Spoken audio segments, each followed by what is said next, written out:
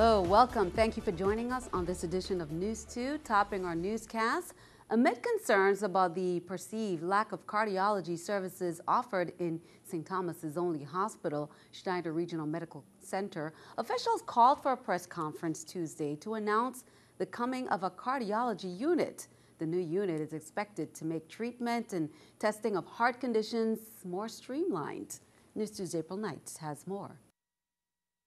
Schneider Regional Medical Center will have a brand new cardiology unit by the end of the year. That's according to Schneider officials at a press conference on Tuesday. Building the unit came as a response to concerns about the hospital lacking its own. That's not quite accurate, and we felt compelled today to try to tell the public exactly what is going on in trying to recruit this very, very key position for St. Thomas. Many patients on St. Thomas would normally be referred to outside entities like Dr. Roy Flood's VI Heart. With the hospital soon to have its own, treating patients with heart conditions is about to become more efficient. When you can have all coverage and all care provided by your institution or in your community, you have to worry less about having to go elsewhere. Schneider Hospital found funds to acquire VI Heart, along with its patients and equipment. It was about 600 patients that is at this time.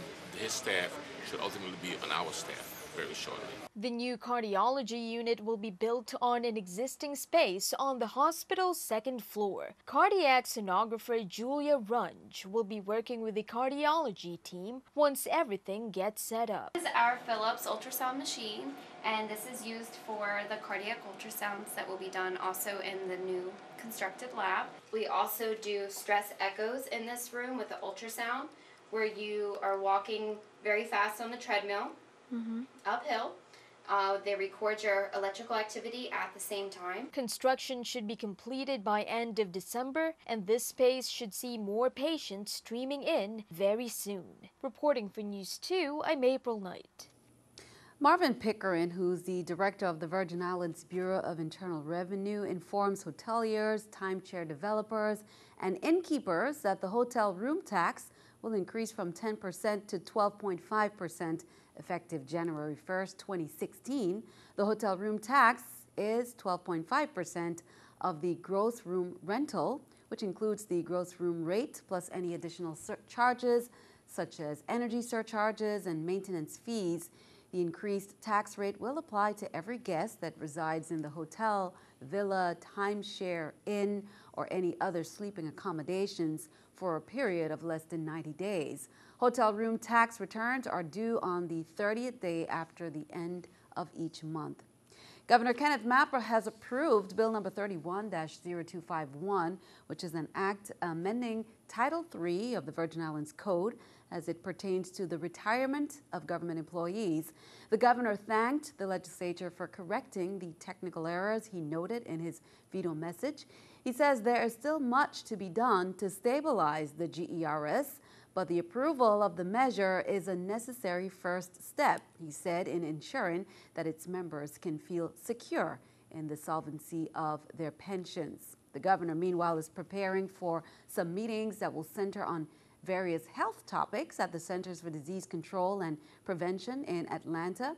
Then he will be heading to Colorado for the National Governors Association Summit of North American Governors and Premiers, which begins Friday in Colorado. According to Government House, he will take a week of personal time, then return to the territory on November 7th. Finance Commissioner Valdemar Collins will serve as acting governor until November 1st, when Lieutenant Governor Osbert Potter is scheduled to return to the VI. Minimum wage workers in the territory could see some relief soon. One lawmaker is proposing an increase of minimum wage by as much as $3.25 by 2018. If approved, the legislation would result in a phasing in of the wage increases, but workers could see changes within a month of enactment. News2's April Knight has details.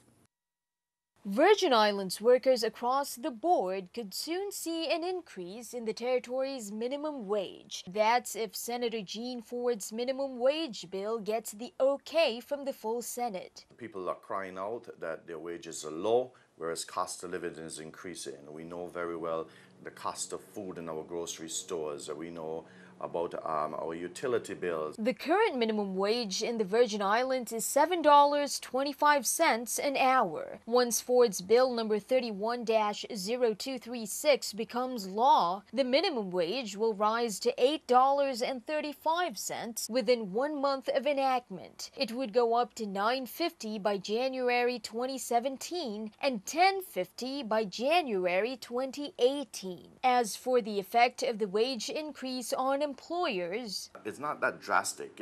And that's why it's being phased in gradually over the years. The bill would also affect tipped employees, restaurant workers, for instance, who are normally underpaid, according to Ford. The bill would ensure that they get at least 70% of the proposed new minimum wage. If the bill succeeds, it would also establish a wage board that would oversee wages for all employees in the territory, top to bottom. A wage board to consider salaries for everybody, from governor to senator to the supervisors, come all the way down to the worker in the fields. Reporting for News 2, I'm April Knight. Senator Jean Ford's minimum wage increase bill is scheduled to go before a round of Senate review on Wednesday, October 28th.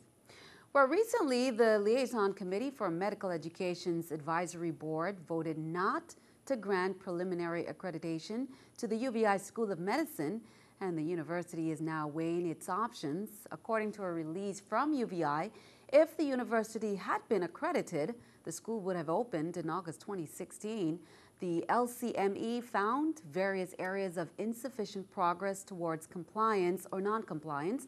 According to UVI, an underlying theme to the accrediting body's comments was that UVI has been working to create a school of medicine in a very short period of time, a feat that other schools undergo normally in 2 to 3 years. The university will be consulting the governor as well as other stakeholders before deciding how to proceed.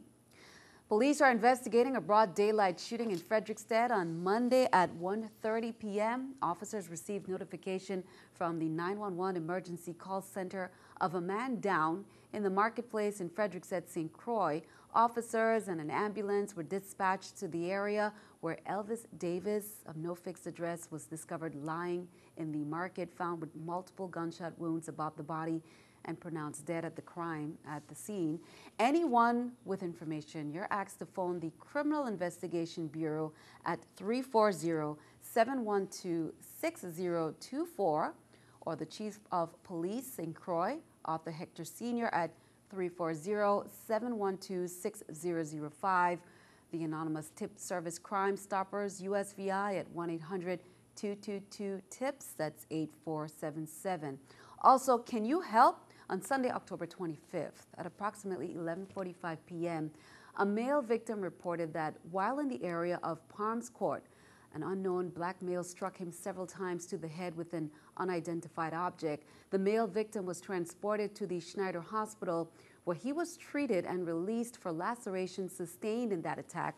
This matter is still under further investigation. Also on Monday, October 26th at 12:29 a.m., a female victim reported to police that while sitting on the balcony of Rosa's Place, an unknown black male approached her from behind and pointed a gun towards her head.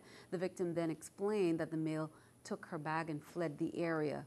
Advanced Auto Parts on St. Thomas got hit by robbers on Monday. According to police reports, the manager called in the robbery at 7:22 a.m. He said when he came in that morning, he realized the alarm system was not working.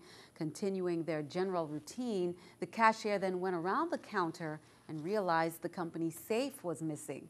The stolen safe contained an undetermined amount of cash, in addition to the store's video surveillance system having been disconnected. If you have any information on this crime, please call 911 or Crime Stoppers. Again, the numbers that we shared with you. Turn our attention overseas.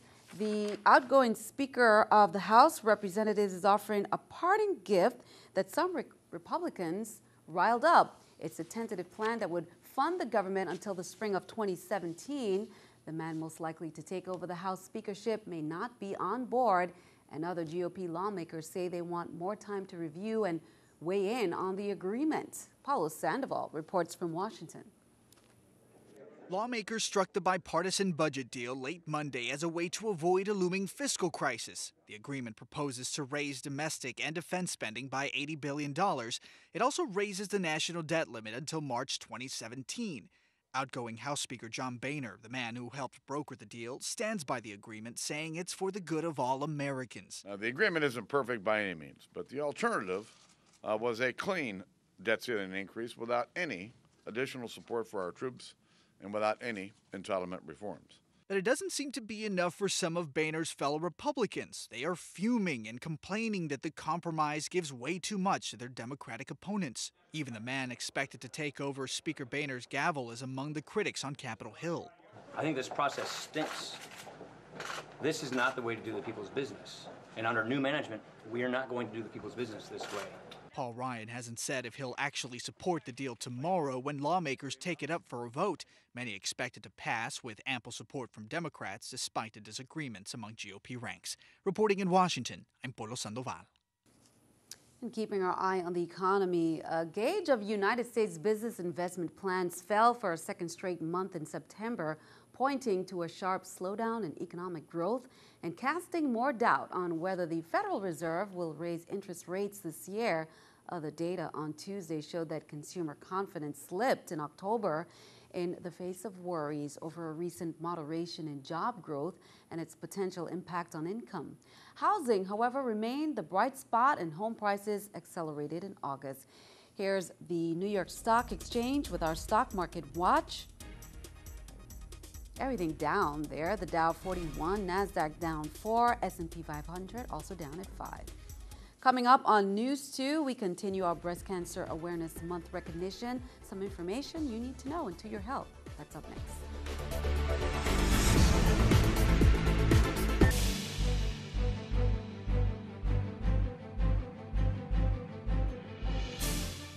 Welcome back. The VI Economic Development Authority hosted an informational session on economic development initiatives on Monday this week for members of the 31st Legislature at the William D. Roebuck Economic Development Park over on St. Croix. The purpose of the meeting was to inspire a discussion about the programs and services offered by the entities of the VI EDA and other activities and initiatives to foster economic development and growth to stimulate the territory's economy. Many senators were present, including the president of the legislature and more. VI EDA's acting CEO Biggs began the session with welcoming remarks and an introduction of the VI EDA Board of Directors, management team, and staff. The beginning of Red Ribbon Week celebration at UVI started off on Monday. Members spoke to the students, encouraging them to stay away from drugs and focus on their studies. The theme this year is Respect Yourself, Be Drug-Free. There was a march against drugs and crime at 6 p.m. on Monday that began at the entrance of UVI on St. Croix. The St. Croix Educational Complex marching band led the way. Now on St. Thomas, organizers take the march downtown at 9 a.m. on Wednesday, October 26. The CHS marching band will lead the way from Frenchtown to Emancipation Garden. There will be some presentations, and some presentations were held from the DEA, VIPD K-9 unit, and McGruff, the crime dog. Breast cancer is the second most common kind of cancer in women. About 1 in 8 women born today in the United States will get breast cancer at some point. The good news is that many women can survive breast cancer if it's found and treated early. National Breast Cancer Awareness Month is a chance to raise that awareness about the importance of early detection. Here's more into your health. Cancer occurs as a result of mutations or abnormal changes in the genes responsible for regulating the growth of cells and keeping them healthy. Whenever you feel a lump, please don't assume. Seek medical attention. It doesn't always mean that it is cancer. Sometimes it's a benign cyst, sometimes it's a benign fibroadenoma, but we can't tell that just from the feel of it. We have to seek medical attention, and then your medical provider will decide if you need a mammogram, if you need an ultrasound, if they want to evaluate further, and if you need a biopsy. A biopsy is simply a procedure where a piece of the abnormality, the abnormal area, a piece of it is obtained, and that is then sent to a pathologist for further evaluation. After getting a biopsy and documenting that it is breast cancer, then surgery is considered. The surgeon meets with the patient to decide the best options. So the options are either a lumpectomy, where you remove the lump, or a mastectomy, where you remove the entire breast. The stage is based on the following factors: the size of the tumor within the breast, the number of lymph nodes affected. Research is continually developing and tested for new ways to treat breast cancer more effectively while reducing side effects. Doctors call it multidisciplinary because it involves many different types of physicians. And then we have guidelines that tell us, based on the stage, this is a recommended treatment. So if a patient has a very early stage breast cancer where it's really small, hasn't gotten into the lymph nodes, a lot of times they don't need chemotherapy. But if they have a later stage cancer where, it's above a certain size, greater than 2 centimeters, there are lymph nodes involved, then we do recommend chemotherapy. But also we look at other factors: age, we look at the expression of estrogen and progesterone receptors. Be sure to count on 2. We'll have more breast cancer awareness coming this week. 2 conferences, significant conferences, are coming up to mark on your calendar. It's featuring workshops and panel discussion. It's the 2015 Women's Empowerment Conference on the 30th at Marriott's Frenchman's Reef Resort from 8 a.m. to 5 p.m. The keynote speaker is USVI's Tourism Commissioner Beverly Nicholson Doty. Also, the Beauty for Ashes Conference will be at the Marriott Frenchman's Reef. That's on Saturday, October 31st, 2015, from 8 a.m. to 4 p.m. The Unique Expression organization announces this inaugural conference during October, as it's Domestic Violence Awareness Month, to bring another level of healing to individuals in the community, they say, who have been violated physically, sexually, mentally, emotionally, and spiritually. Well, for the past 3 weekends, Pistarckle Theater's hit season opener, the 80s rock musical Rock of Ages, has been selling out every show, and in response, the theater has extended the production with one final show on Friday, October 30th. Here are some of the responses to the musical, featuring local talent and 80s music that gave audience a blast from the past. I definitely recommend it. Very colorful act. It really brings you back to the past, definitely of 80s rock. It's enjoyable for everyone. It really brings you back to many memories. From the first performance of Rock of Ages, it's selling out. People keep wanting tickets. It's a nice problem to have. Well, if you're a fan of the classic television show hosted by Emmy Award winner Wayne Brady, where audience members try to win cash and prizes by making wacky deals, then you may have seen this episode. Wayne called a young lady, Miss Marissa, a wellness coach from the audience, who said she was representing St. Thomas, wearing that flag there, as well as Trinidad. Wayne then confirmed his family is also from St. Thomas. From the Caribbean, so I'm representing the Caribbean. Really? Which island? The Virgin Islands, St. Thomas and Trinidad. Get out of here. Yes, sir. My family's from St. Thomas. This is the first time I've had someone on the show that their folks are from St. Thomas, too. Hello, Virgin Island. Look at that. All right. Yeah. Well, I got a little something for you then. Okay, well, in honor of you having family in the Virgin Islands, I got a little cash for you. Now, well, Melissa went on to win a trip to Bali, a car, as well as TVs. And just a quick note, Wayne was raised by his paternal grandmother, Valerie Peterson, a Virgin Islands native who raised him in Orlando, Florida. You can catch Let's Make a Deal right here on CBS TV2 weekdays at 3 p.m. Well, today we face 70% chance of showers, but can we expect more of those showers as we did last night? News2's AccuWeather forecast is coming up next.